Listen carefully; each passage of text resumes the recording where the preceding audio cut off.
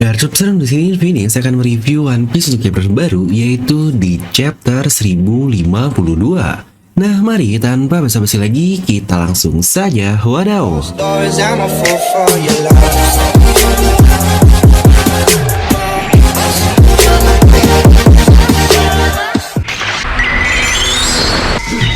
Nah, seperti biasa, sebelum lanjut video ini jangan lupa untuk subscribe dan juga nyalakan bel notifikasinya ya. Karena kalian tidak akan tertinggal informasi menarik seputar One Piece hanya di channel Devil Nomi. Pastikan sebelum kalian komen, kalian tonton video sampai habis, jadi tidak ada informasi yang miss dan juga yang setengah-setengah. Nah, seperti biasa, kita akan mereview One Piece untuk chapter baru. Tapi sebelum itu, saya juga mau berterima kasih dulu dong buat kalian yang mau menjadi berbeda dengan menjadi pengguna buah Idis. Terutama buat Mas Ahmad Gaming, Anjay Gaming. Lalu juga buat Bagas LT, serta terima kasih juga buat yang sudah menjadi membership setia seperti Muji Kurniawang yang sudah 2 bulan. Lalu juga Syarif Alfat yang sudah 6 bulan. Wah, ini setia banget nih orangnya. Lalu buat Mas Yoga Daniel juga yang sudah 2 bulan yang selalu setia juga nih doi dengan DNM merchandise-nya nih. Makasih banyak untuk Mas Yoga. Dan buat yang mau berada di atas para Devil Fruit user dengan menjadi Haki user, terima kasih buat Mas Anang D. Maulana. Wah, ternyata dia Marga D juga ya. Tapi kenapa nggak sekalian jadi Will of D aja, biar kayak orang-orang yang siap mendatangkan kebaikan nih. Terima kasih buat Mas atau Mbak nih, namanya Adinda Alvin Audina. Lalu juga ada Pak Cidika dan Mas Aldi Ardian yang sudah setia menjadi Will of D selama 2 bulan. Mantap! Dan buat kalian yang pengen juga, kalian bisa langsung klik tombol join di sebelah tombol subscribe, dimana kalian akan mendapatkan badges yang keren-keren ini, plus stiker yang menarik-menarik juga, plus nama kalian juga akan disebutkan seperti yang saya sampaikan sebelum ini. Nah, kita langsung saja, dimana judul untuk chapter kali ini adalah di chapter 1052, yaitu New Morning. Ya benar, pagi yang baru ya, bukan fajar yang baru atau new dawn, dimana dari filosofinya cukup dapat ya, karena Momonosuke dia memang belum membuka batasan Wano ini, yang berarti ini masih akan menjadi pagi yang biasa saja dengan bentukan baru, karena orang sudah bebas atau setidaknya tidak ada tekanan lagi lah dari Kaido dan Orochi.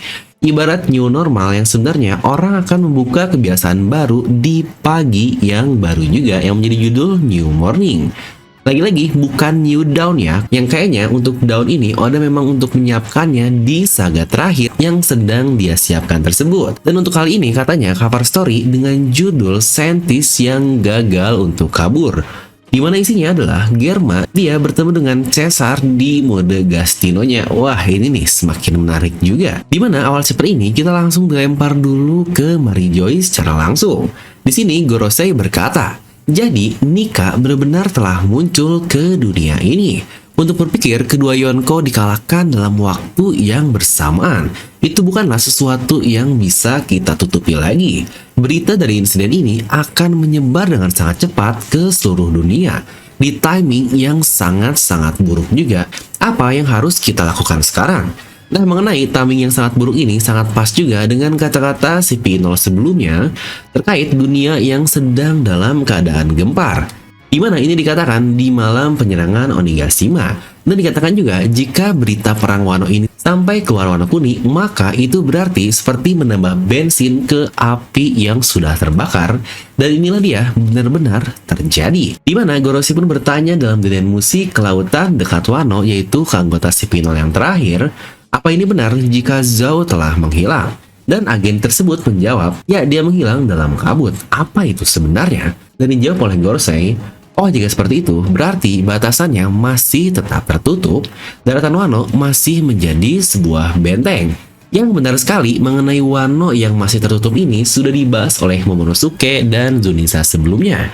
Ini juga sudah saya bahas lengkap di analisis chapter-chapter lalu, bahwa sepertinya Luffy dan kawan-kawannya nanti mereka semua akan kembali lagi ke Wano Kuni di endgame dari One Piece, terutama untuk membuka batasan Wano Kuni ini dan mendatangkan fajar atau dawn ke seluruh dunia. Yang di sini Gorosei pun melanjutkan, mereka pasti mengubah rencana mereka di ujung-ujung situasi. Sepertinya mereka memiliki seorang yang cermat ya di antara semuanya itu. Yang lagi-lagi di sini ternyata keputusan dari Momonosuke ini dibilang cermat oleh seorang seperti Gorosei. Yang berarti cara dia tetap menutup batasan Wano ini sangat-sangat pintar sekali. Oh ya, sekali lagi, dengan ini cukup fix lah ya. Batasan Wano Kuni ini adalah pilar-pilar besar atau dataran yang menutup bagian ujung-ujung dari tiap Wano Kuni. Di sini Gorosei pun berkata, setidaknya kau berhasil menculik Nico Robin, dan si Pinol tersebut pun berkata, ya tentu saja Tuan. Dan tiba-tiba ada sesuatu yang sepertinya datang ke si Pinol tersebut, yang mereka masih bingung siapa orang yang datang tersebut. Dan kita sekarang berpindah ke Onigashima di waktu yang masih sama sebelum time skip, alias ini masih di present time setelah Luffy mengalahkan Kaido. Di sini kita melihat Hawkins yang bertanya kepada X Drake, Drake, apakah kau angkatan laut? Ya, sepertinya semua orang supernova ini punya intuisi dan knowledge yang sangat-sangat baik sekali ya. Mereka bisa tahu hal-hal seperti itu, seperti Apo juga yang sudah tahu jika Drake adalah angkatan laut. Dan Drake pun menjawab, aku tidak akan menjawab hal itu. Kau jauh-jauh datang ke sini hanya untuk pertanyaan itu. Kau terlihat sangat buruk sekali. Saya pikir kartumu memberitahu jika kau akan baik-baik saja selama kau tidak mengkhianati Kaido. Dan Hawkins pun menjawab, ketika saya bertemu monster tersebut, saya melihat kematian dan saya pun menyerah. Hingga akhirnya saya menjadi anak buahnya. Tapi ada juga Kid dan krunya, mereka tahu bahwa mereka bisa saja mati jika melawannya, tapi mereka tetap melakukan hal itu. Jika saat ini saya melihat kemenangan di pihak mereka, kau pikir apakah ada kesempatan untukku agar bisa kembali bersama Kid setelah semua yang saya lalui? Dan inilah dia satu plot missing yang dari dulu juga nih kita penasaran, terkait 1% orang, dan Hawkins pun menjawab di sini. Orang itu, that certain man, adalah diriku. Akulah orang yang punya 1% harapan untuk hidup sampai besok. Dan di sini pula kita melihat Hawkins pun pingsan atau ya terjatuh lah.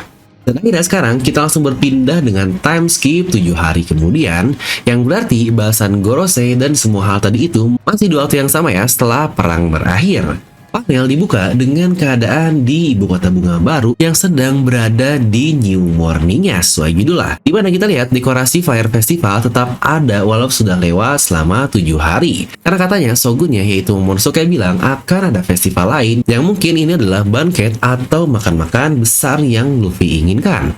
Dan kita kembali ke sekolah lagi nih, dimana di awal kita melihat anak-anak diajari kejahatan klan Kozuki yang membuka batasan dan yang lain-lainnya. Dan sekarang gurunya pun menjadi berbeda. Mereka diajari sejarah Wano Kuni dengan sangat baik agar mereka tidak terdoktrin di otaknya dari anak kecil sekalipun. Dan pelajaran pertama adalah tentang Kozuki Oden. Yang dari sini rakyat udah tau lah ya, semua hal seperti Komurasaki adalah anak Oden, dan bos Yakuza Kyoshiro adalah Akazaya Denjiro. Dan ini dia nih satu hal yang paling menarik. Ada rakyat yang berkata, apakah kau dengar seorang yang mengalahkan Kaido? Dia adalah pejuang yang bernama Joy Boy. Ya, bukan Luffy, bukan bajak laut, bukan apa, tapi dikatakan dan rumor yang menyebar adalah Joy Boy ini, yang pasti ini akal-akalan dari Momonosuke sang Shogun yang beritahu jika Luffy adalah Joy Boy, dan lebih baik menggunakan nama Joy Boy sajalah dibandingkan nama Luffy sebagai penolong mereka semua. Joy Boy yang mendatangkan kebaikan, wah ini sesuatu yang sangat indah sekali nih. Dan dilanjut lagi, tapi saya dengar dia sudah tidak ada di negeri ini. Di mana rakyat yang lain berkata, wah saya harap bertemu dengannya, seorang yang bisa menjadi rival Sword God atau Dewa Pedang. Ya tau lah ya siapa yang dimaksud, tentu saja itu adalah Ryuma. Yang lagi-lagi sesuai legenda, Ryuma yang membunuh naga di langit ibu kota bunga, sama seperti Luffy yang mengalahkan naga di langit ibu kota bunga juga. Joy Boy itu adalah Luffy, dan Ryuma ini kemungkinan calon dari Babang Zoro. Di sini dibilang Joy Boy menjadi rival dari Ryuma, Zoro rival dari Luffy. Ini menarik nih, kekuatan mereka bisa dibilang setara dong kalau kayak gitu.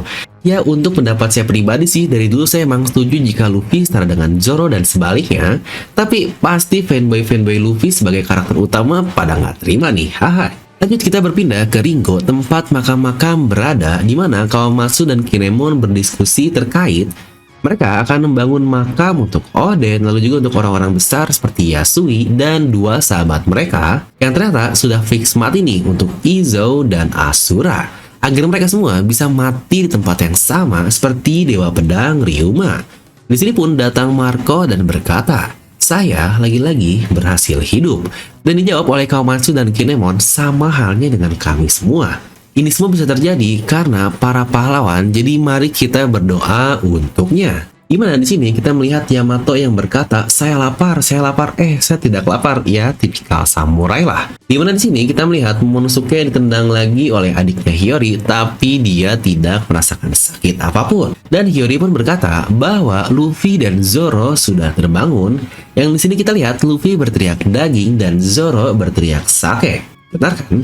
Kedua orang ini, Luffy dan Zoro, selalu bersama-sama dari awal serial One Piece, tapi setidaknya di arc ini pun Oda membuat kedua orang ini paralel satu sama lain. Awal di Wano Kuni mereka bersama, dan lalu juga awal di Onigashima mereka bersama, dan di akhir Luffy yang terluka dan Zoro yang terluka, dan sekarang pun mereka bangun bersama-sama juga. Emang rival lah kedua ini, tapi bukan rival dalam artian musuh ya, lebih ke paralel atau mirip satu sama lain. Yang keren adalah kita melihat Luffy dipeluk oleh Yamato dan Zoro dipeluk oleh Choppa. Wah, ini cocok sekali sih duo kita dengan binatang peliharanya masing-masing. Dimana Chopper bisa menjadi rubah, dan juga bukankah Yamato pun bisa menjadi rubah atau anjing atau ya serigala lah, mirip-mirip. Di sini Momonosuke berkata kepada Luffy dan Zoro jangan makan terlalu banyak karena dia akan buat pesta besar-besaran di negeri ini ketika kedua orang itu sudah bangun dan dikatakan hari ini. Tapi Zoro dan Luffy yang terlihat bingung yang saha eta cenah kan Momo tiba-tiba udah jadi gede. Dan Momonosuke pun menjelaskan, saya Momonosuke, dan Luffy yang bingung, oh iya kau sudah dewasa ya sekarang dengan tubuh yang lebih kuat juga. Dan Zoro juga ikut berkata, oh jadi itu yang diwariskan oleh Oden. Biarkan aku mencoba menghajarnya sekarang. Dan si bocil Momonosuke kembali jadi Momonomusume lagi. Dia berkata, aku dibully nih oleh mereka berdua Nami. Dan dia langsung datang memeluk Nami sambil ya kayak waktu bocil dulu lah. Emang bocah sialan ya emang. Tapi Nami tentu saja dia kaget dong dan jebret langsung lah ditonjok Momonosuke ini. Tapi lagi-lagi Momonosuke berkata, saya masih 8 tahun tapi ya nggak sakit juga sih. Yang sepertinya itu adalah hasil tubuh dari Momonosuke yang sangat kuat plus efek buah iblis naga yang membuatnya semakin kuat juga. Luffy dan Zoro pun berkata, benar kan? Dia mempunyai tubuh yang kuat. Wow, Luffy dan Zoro bisa tahu cuma dari lihat doang loh, ini cukup menarik juga. Dimana Sanji dan Brook pun yang senang sekarang dia berkata, selamat datang di dunia dewasa, kau sudah tidak punya privilege lagi, yohoho, kasihan nih si bocah mesum. Dan Yamato pun berkata, otak bocil tapi tubuh Oden, dan Yamato terus-terusan memasang piring di atas kepala Momonosuke agar membuatnya mirip dengan ayahnya yaitu Oden. Dan Yamato berkata, kau punya tubuh yang kuat dan kau juga punya orang tua yang hebat, kau pasti akan menjadi samurai terbaik di negeri ini. Dan di sini Nami pun akhirnya mengajak Yamato untuk mandi karena katanya waktu berdoanya sudah selesai. Dimana berdoa yang dimaksud di sini adalah kata Jinbei. Di Wano Kuni mereka mempunyai tradisi untuk memegang sesuatu ketika mereka sedang berdoa. Sebagai ganti katanya penolongnya akan mengabulkan apapun yang mereka minta. Dan Yamato belum makan serta mandi selama berhari-hari. Makanya di sini kita melihat, aduh anjir Yamato kotor banget, kirain dia luka, kirain apa, ternyata karena hal itu. Dan Luffy yang berkata, oh terima kasih Yama bro, itu pasti alasan kenapa kita baik-baik saja. Oke, lagi-lagi ini bisa menjadi hal yang cukup menarik karena cukup goib dalam tanda kutip nih di One Piece ini, seperti doa yang buat mereka menjadi baik-baik saja. Apa itu cukup masuk akal ya di serial seperti ini? Dimana di sini pun Zoro berkata, tapi malah sebaliknya, kita tidak kotor loh. Dan Hiyori pun menjawab, tentu saja, karena aku yang selalu membersihkanmu. Kau senang kan? Aduh, Hiyori cuan yang lagi ngeflirt sama Babang Zoro. Aduh, udah cocok lah mereka berdua ini. Dan Sanji berkata, hey Maribo, aku punya satu kata-kata untukmu. Dimana Zoro mengingat kembali kata-kata terakhir Sanji sebelumnya ketika dia bilang, setelah pertarungan ini, jika pikiranku tidak benar, aku mau kau untuk membunuhku. Dan Zoro malah menjawab, benar, aku ingat sekarang.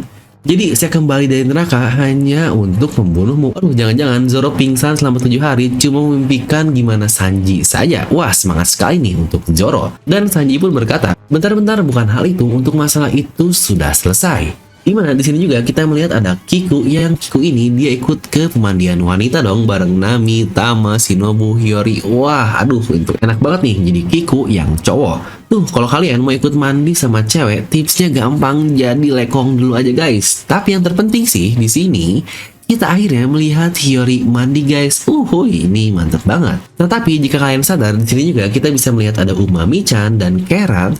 Tapi ada satu yang miss yang saya bingung, kok banyak banget nih orang yang nggak sadar akan hal ini.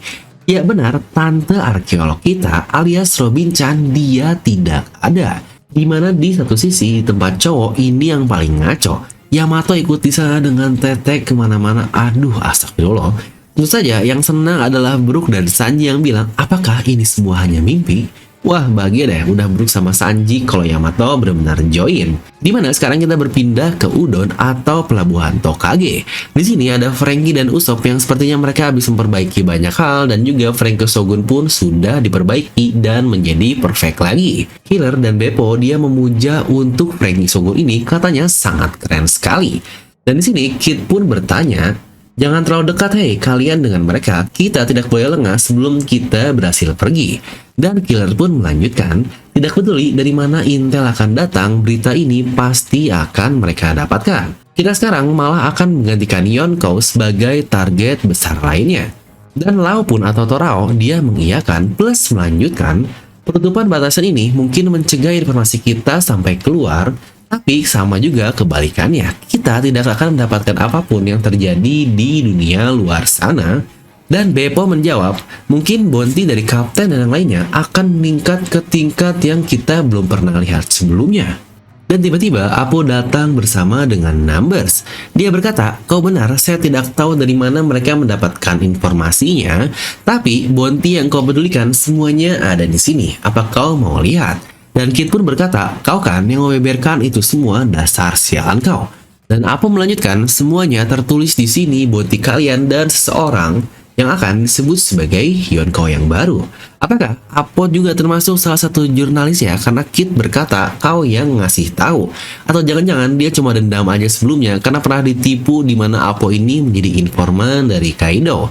Dimana saya juga sudah pernah membahas prediksi untuk bounty orang dari aliansi ini di video ini ya, jika kalian penasaran. Dimana di sini kita lihat juga Akainu ditelepon yang bertanya sekali lagi, saya katakan, kau ada di mana sialan? Dan orang misterius ini pun menjawab, sudah kubilang Sakazuki-san, saya ada di langit. Dan Akainu nanya lagi, dan saya bertanya, kau ada di mana? Aduh, ini udah mirip banget ya, kayak kalau kalian lagi nanya ke cewek kalian yang lagi di jalan terus nanya, udah di mana? Dijawabnya di jalan. Ditanya lagi di mana? Dijawab lagi di jalan. Aduh, sangat menjawab sekali. Sebenarnya kita tuh butuh jawaban yang jelas seperti lokasi tempat lah. Lagi di mana? Lagi di Dago atau lagi di depan Mall X lah, biar jelas bukan di jalan saja. Aduh. Dan di sini Ryokyugyu pun menjawab, sekarang terlihat nih saya berada di daratan Wano. Dan Akainu berkata, jangan lakukan hal-hal yang tidak perlu kau lakukan. Dengar aku, hei Ryokyugyu. Yang ternyata orang misterius ini adalah Admiral Ryokyugyu. Dia datang seorang diri. Wah, ini benar-benar gila banget. Dan seperti biasa, kita akan bahas analisis tipis-tipis lah yang terjadi di chapter ini. Pertama, yang jadi misteri adalah siapakah orang yang berhadapan dengan Spinol di chapter ini. Yang dari timeline itu terjadi masih di timeline yang sama di Luffy pasca ngalahin Kaido banget sebelum mini time skip 1 minggu. Dan untuk Hawkins sendiri, apakah Hawkins ini mati? Lagi-lagi karena ramalannya adalah dapat bertahan sampai besok dari malam terjadinya perang, yang berarti itu masih di timeline mereka sebelum time skip, maka itu sebenarnya bisa menjadi momen yang sangat menentukan. Tapi lagi-lagi jika dilihat 1% atau bisa kita optimiskan tidak 0%, memang masih sangat ada kemungkinan jika Hawkins ini tetap hidup. Walau ya dari cara dia terjatuh bisa saja dia ini mati sih. Yang kalau menurut saya bisa saja dia masih hidup. Kira-kira kalau menurut kalian gimana nih? Dimana dulu saya pernah membahas teori terkait Hawkins ini, dia kali ini tidak akan mengikuti ramalannya lagi dan mulai mengikuti keyakinan dirinya sendiri. Dan ternyata benar, yang awalnya dia sudah tahu 1% ini adalah kesalahannya, tapi dia tetap ngikutin hal itu loh. Yang ini nice banget. Lalu untuk kematian dari Izuo dan Asura, sebenarnya saya tidak banyak yang mau saya bahas sih, karena mungkin akan kita jabarkan lebih lengkap lah di video analisis nanti. Tapi intinya kematian keduanya cukup mengecewakan saja. Dan dimana satu hal yang penting adalah kita tidak melihat adanya Robin di satu chapter full ini. mau di pemandian, mau saat mereka makan, dan yang lain-lainnya. Ya mudah sih sebenarnya bagi kita untuk berkata, jika Robin ini sedang mencari Rod Poneglyph atau Poneglyph lainnya, toh dia kan ada di sebuah negeri seperti Wano Kuni. Tapi yang mencurigakannya adalah, apakah dia benar-benar sendirian loh, dimana semua kru yang lain ada, bahkan pihak aliansi pun diperlihatkan, kecuali satu orang ini saja. Saya juga curiga mengingat kata-kata Gorosei sebelumnya kepada CP0, bahwa pokoknya bagaimanapun mereka harus bisa menculik Nico Robin. Yang ini sebenarnya sangat berbahaya sekali. Apa tidak ada satupun krunya yang sadar, wah ini ngaco sih. Walau ada time skip selama 7 hari dari kata-kata CP0 ke present time, tapi segala hal bisa saja terjadi. Serta satu hal penting juga adalah kita sadar ada satu highlight utama di chapter ini yang diulang berkali-kali, dan itu adalah tubuh dari Momonosuke yang katanya sangat kuat lah dan banyak yang menghubungkannya dengan Oden. Entah, menurut saya malah ada hubungan dengan sisik naganya seperti Kaido. Kira-kira apa ya yang Oda coba bangun dari plot itu terkait tubuh Momonosuke yang akan sangat kuat ini? Dan lalu mengenai Ryokugyu, sejujurnya ini sudah sering kita bahas lah di video-video lain seperti prediksi dan bahasan lengkap lainnya. Dimana menurut saya momen yang paling pas bagi Ryokugyu untuk muncul adalah sebenarnya pasca Wano Kuni, dan prediksi kita benar. Tapi mungkin satu yang kurang tepat adalah dimana saya bilang Vegapunk juga cukup tepat jika muncul sekarang di pasca Wano Kuni, tapi ya kita masih belum tahu lah apakah dia akan muncul sekarang atau tidak. Karena di sini cukup terlihat jika Ryokugyu dia datang seorang diri.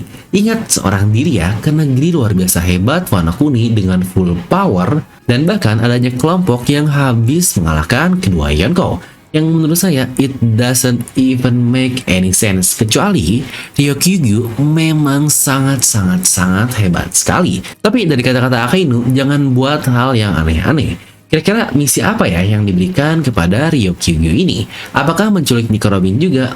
Kira-kira kalau menurut kalian gimana nih? Nah, dan seperti biasa juga, kita akan masuk ke pendapat Devil Nomi. Ya, buat kalian yang cuma butuh review saja, kalian bisa skip bagian ini. Dimana kalau boleh jujur, pertama saya baca spoiler, saya sangat-sangat kecewa ketika ada time skip selama 7 hari, yang dimana banyak hal yang akhirnya bakal jadi tidak terjawab begitu saja. Tapi setelah membaca chapter ini secara utuh, ternyata tidak serta-merta langsung time skip begitu saja. Kita bahkan ada dapat present time dulu nih waktu beres perang banget, dan baru setelahnya time skip, jadi ini sangat-sangat bisa diterima. Tuh guys, santai aja, jangan langsung jebret-jebret misu kemana-mana untuk hal yang masih belum jelas. Memang masih banyak sih misteri yang belum terjawab, seperti apakah fix Big Mom dan Kaido sudah mati, lalu juga gimana orang-orang yang ikut perang di pihak musuh, mayatnya atau tubuhnya. Tapi tenanglah, kita tidak perlu langsung menerima semua ke otak. Makanya Oda pun mengambil relax skip seminggu untuk rehab sejenak dan melihat keadaan Wano Kuni sekarang. Tapi ada juga ya, rehab itu cuma untuk mempersiapkan diri mereka atas datangnya satu orang Admiral Ryokugyu.